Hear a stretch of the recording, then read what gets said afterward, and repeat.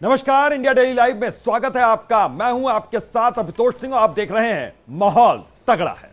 मैं हूं स्मिता रुशाल और इस बुलेटिन में सबसे पहले बात करते हैं उन 5 बड़ी खबरों की जो दिन भर की आज हेडलाइन बनी रही। तो सबसे पहले बात करेंगे भ्रष्टाचारियों पर लटकती तलवार की। जी हां, लालू के बाद तेजस्वी और अब सोरेन पर ईडी का शिकंजा लगातार कसता जा रहा है। तो उधर यूपी के प्रयागराज में यूनिवर्सिटी के प्रोफेसर पर छात्र के संगीन इल्जाम लगे हैं, वो खबर भी आपको बताएंगे। इसके बाद बात करेंगे समंदर में लहरों पर दौड़ते बाहुबली की, जिसने रेस्क्यू ऑपरेशन के जरिए डाकुओं के छक्के छुड़ा दिए। फिर मिडिल ईस्ट में जारी उस महायुद्ध की जिसमें सुपर पावर अमेरिका ने काफी कुछ अब तक गंवा दिया है। आखिर में बात आतंकिस्तान की, जो खुद अपनी ही कारगुजारियों की अब सजा भुगत रहा है। तो आरजेडी सुप्रीमो और बिहार के पूर्व मुख्यमंत्री लालू प्रसाद यादव के बाद ईडी का शिकंजा पूर्व सीएम तेजस्वी यादव पर भी, डिप्टी सीएम माफ कीजिएगा, उन पर भी कसता हुआ नजर आ रहा है। तो लैंड फॉर जॉब मामले में लालू से जहां घंटों की पूछताछ हुई, तो वहीं पर अब नंबर तेजस्वी का आ गया है।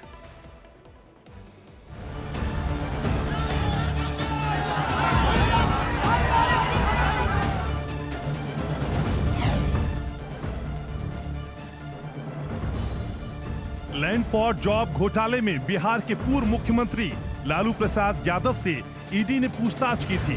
वहीं आज उनके बेटे और पूर्व डिप्टी सीएम तेजस्वी यादव से पूछताछ की जा रही है। दरअसल ईडी ने तेजस्वी यादव को बीते 19 जनवरी को पूछताछ के लिए समन भेजा था और 30 जनवरी को पटना ऑफिस में पेश होने के लिए कहा था। इससे पहले ईडी ने लालू यादव से करीब 10 घंटे तक पूछताछ की थी।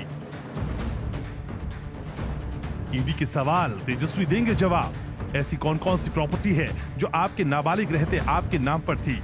आपके पास कितने बैंक अकाउंट हैं? उनकी डिटेल्स बताइए। आपके नाम से कितनी संपत्ति है और कहां-कहां आपने अब तक कितनी संपत्ति खरीदी है? अब तक आपने कितनी संपत्तियों को बेचा है? आपकी संपत्ति की जानकारी आपके परिवार को है या नहीं? एके इन्फोसिस्टम कंपनी से आपका क्या संबंध है? अब तक आपकी जानकारी में कितनी संपत्तियां गिफ्ट के तौर पर मिली हैं? दिल्ली के जिस बंगले में आप रहते हैं उससे आपका क्या संबंध है? गुरुग्राम के एक मॉल से आपका क्या संबंध है? आप अपनी कारोबारी डील खुद करते हैं या आपके परिवार का कोई सदस्य आपकी मदद करता है? आपके कारोबार से संबंधित डील कौन करता है? रेलवे से संबंधित डील के बाद कई प्रॉपर्टी आपके नाम हुई, क्या ये आपकी सहमति से हुआ या आपके परिवार के किसी सदस्य की अनुमति से हुआ? क्या कोई संपत्ति से संबंधित बातचीत या जानकारी आपको परिवार द्वारा दी गई? अगर हाँ, तो किसने? क्या आपको इस मामले की जानकारी दी गई थी? कारोबार से संबंधित क्या कोई डील आपको बिना बताए भी हुई है? कम उम्र में ही काफी संपत्ति आपके नाम हो गई थी, क्या कभी इस मसले पर किसी से कुछ पूछा या कोई जानकारी ली? आपको बता दें कि लैंड फॉर जॉब मामले में ईडी ने राउज एवेन्यू कोर्ट में जो पहली चार्जशीट दाखिल की थी, उसमें कारोबारी अमित काथियाल, लालू प्रसाद यादव, उनकी पत्नी राबड़ी देवी, बेटी मीसा भारती, हेमा यादव और हृदयानंद चौधरी को आरोपी बनाया गया है। इस मामले में ईडी और सीबीआई दोनों अलग अलग जांच कर रही हैं। सीबीआई मामले में 3 चार्जशीट फाइल हो चुकी है। Bureau report, India daily live. इधर कर्नाटक के बाद अब राजस्थान की सियासत में भी हिजाब की एंट्री हो गई। हिजाब को लेकर बीजेपी विधायक बाल मुकुंदराचार्य ने सवाल उठाया था। उन्होंने एक सरकारी स्कूल में छात्राओं के हिजाब पहने देखकर आपत्ति जताई थी। इसके बाद स्कूल के मुस्लिम छात्राओं ने बाल मुकुंदराचार्य के खिलाफ मोर्चा खोल दिया। तस्वीरें इस वक्त टीवी स्क्रीन पर आपके सामने।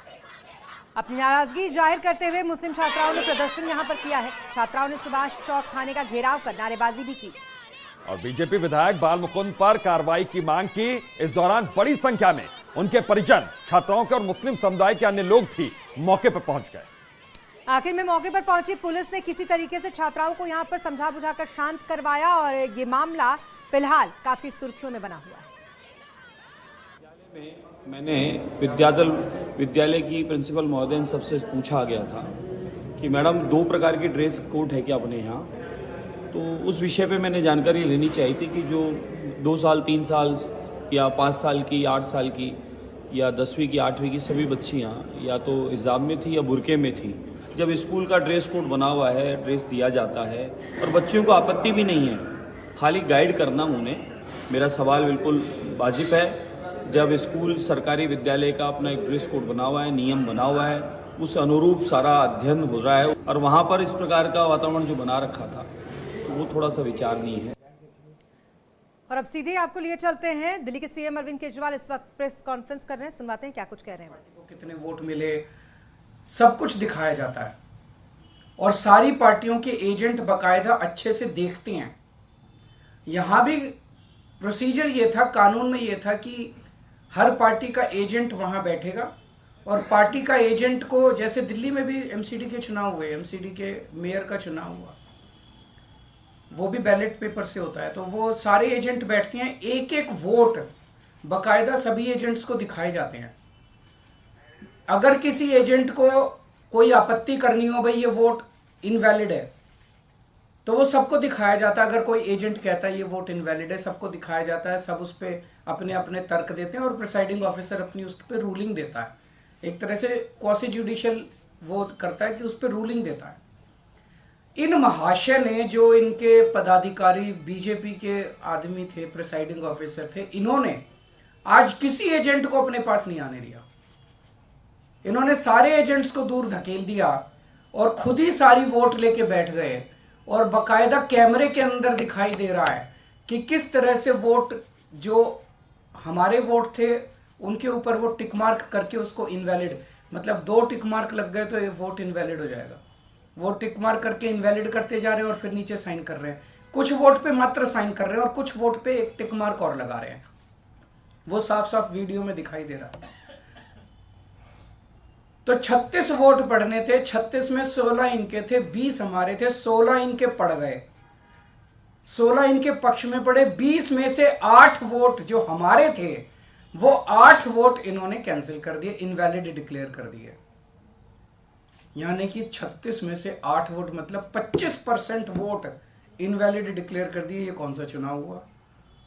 पिछली साल जब चुनाव हुए थे तो हमारा 1 वोट इनवैलिड डिक्लेयर हुआ था।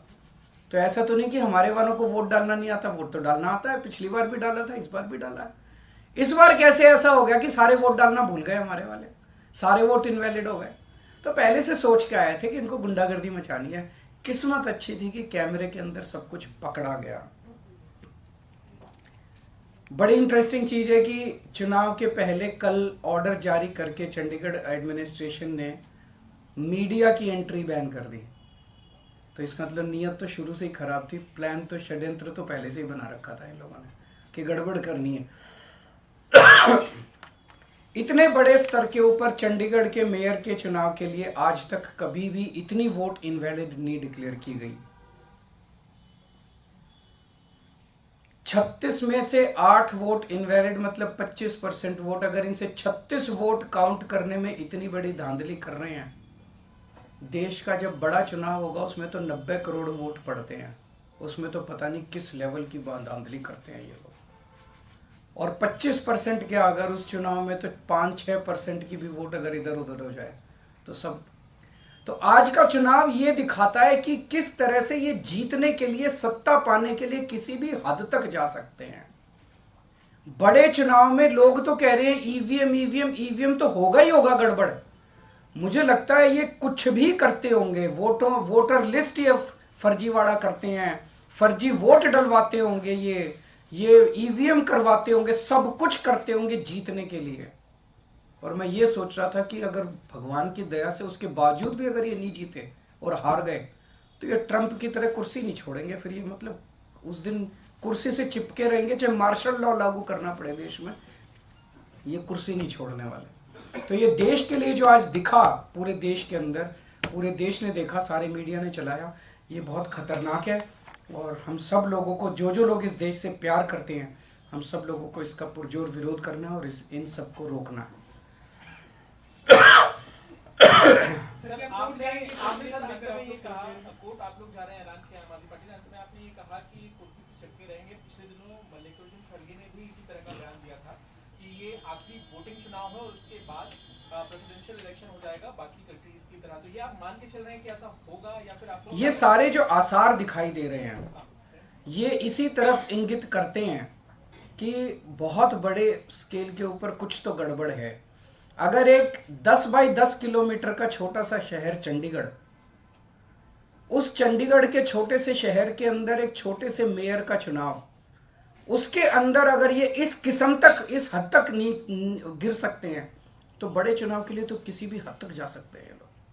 सर, तो आप इस बात को समर्थन कर रहे हैं कि ईवीएम जो है उसमें भी अब गड़बड़ी करने की सरकार? देखिए, अभी जो कई सारे मैंने देखे हैं वीडियोस, कई सारे, उसके ऊपर एक दिन अलग से चर्चा कर सकते हैं। सर, इसके अलावा इंडिया गठबंधन को लेकर आगे भविष्य में सीट शेयरिंग को लेकर भी चर्चा चल रही है और आप भी लोकसभा चर्चा अच्छी चल रही है और बहुत जल्दी मुझे लगता है कि हमारे भी कुछ ना कुछ नतीजे आएंगे। कई राउंड ऑफ डिस्कशन हो चुके हैं। सर, इस चुनाव के बाद इंडिया गठबंधन के नेताओं से, खासकर कांग्रेस के लीडर से क्या आपकी बात हुई है? क्योंकि एक प्रेस कॉन्फ्रेंस तो पवन बंसल थे, अभी बैठे थे, तो जो तो अभी आप अरविंद केजरीवाल को सुन रहे थे। बीजेपी